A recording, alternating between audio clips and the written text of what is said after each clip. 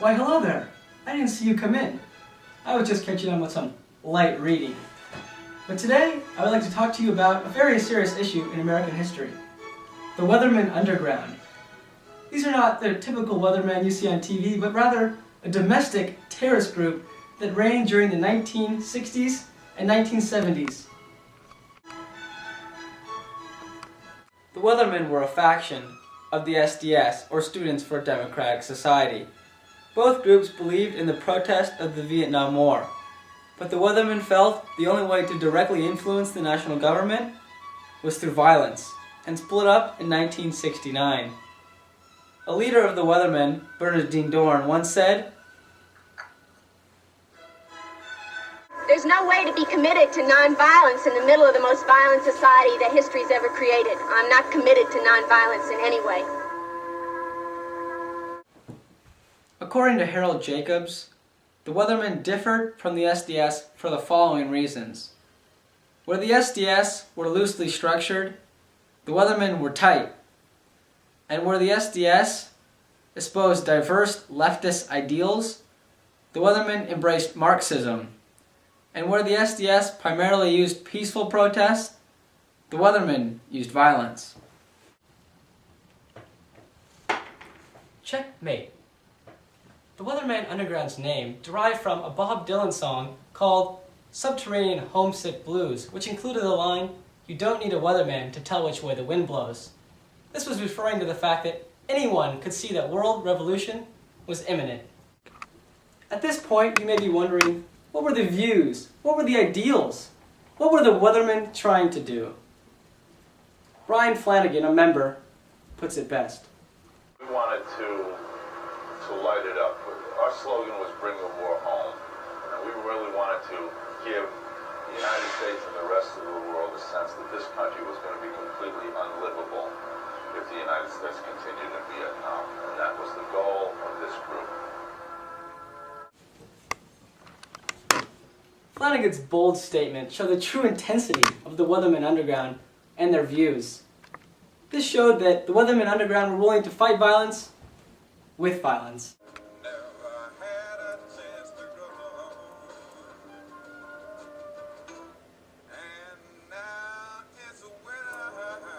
The Weathermen's first course of action would be what has come to be known as the Days of Rage.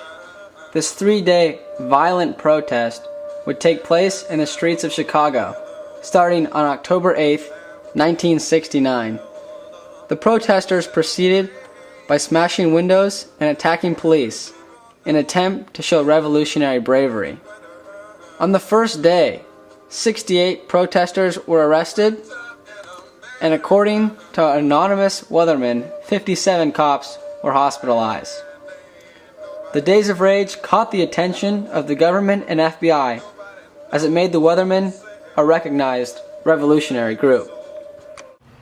This next clip includes Fred Hampton of the Black Panthers and his views on the Weathermen. We believe that the Weathermen action is anarchistic, opportunistic, individualistic, it's chauvinistic, it's customistic, and that's the bad part about it. It's customistic in that its leaders take people into situations where people can be massacred, and they call that revolution. It's nothing but child's play, it's folly. We think these people may be sincere, but they're misguided, they're muddleheads, and they're scatterbrained.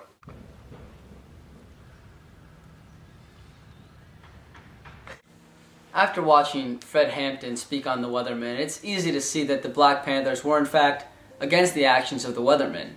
Hampton used words such as anarchistic, opportunistic, chauvinistic, and customistic to describe the group.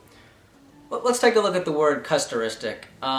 Let's go back in our history book, a couple of chapters. General Custer.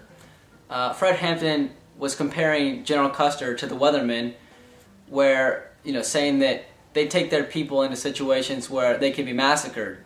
So that was the point he was trying to convey with that word. But what was the relevance of this particular clip?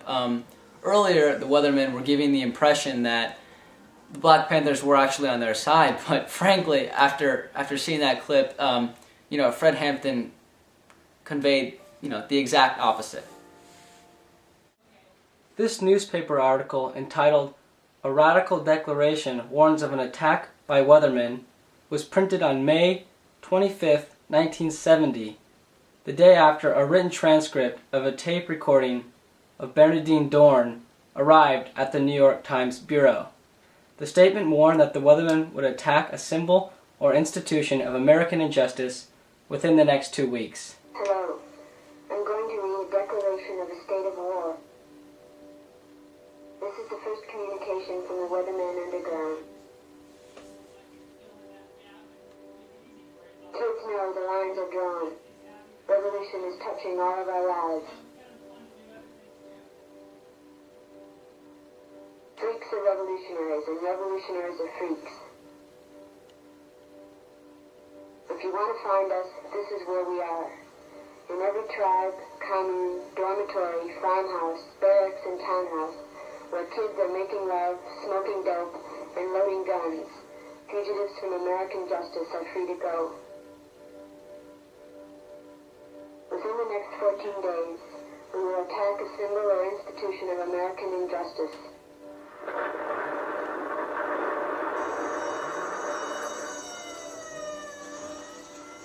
Power belongs to the young people and the black people in this country.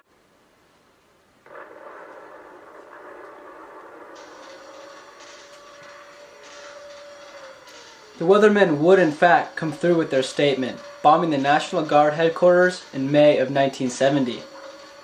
Their bombings would continue through 1975 as they hit institutions such as the Capitol building and various locations throughout San Francisco and New York. The Associated Press in Washington today received a 5-page typewritten letter in which an organization calling itself the Weather Underground said it had bombed the Capitol yesterday. This next excerpt from the Weather Underground documentary includes an interview with Todd Gitlin, pictured on your screen.